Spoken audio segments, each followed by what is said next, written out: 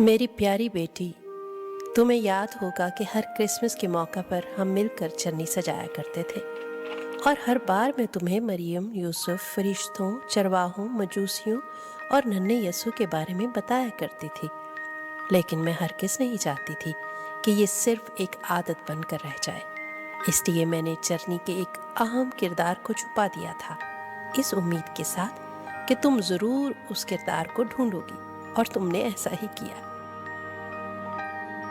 लेकिन तुम्हारे लिए मेरा सबसे कीमती तोहफा ये किताब मुक़द्दस है, जिसके ज़रिए तुम यसु मसीह की पैदाइश की अहमियत को जान सकती हो। मुझे उम्मीद है तुम्हें ये तोहफा ज़रूर पसंद आएगा। तुम्हारी प्यारी दादी।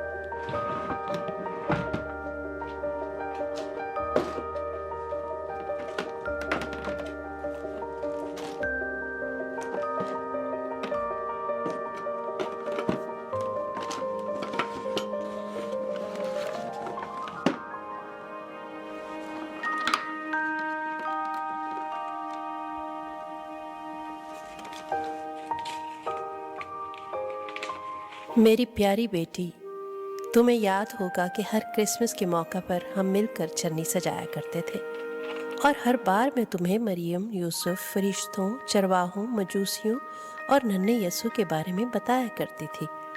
लेकिन मैं हरगिज़ नहीं चाहती थी कि ये सिर्फ एक आदत बनकर रह जाए।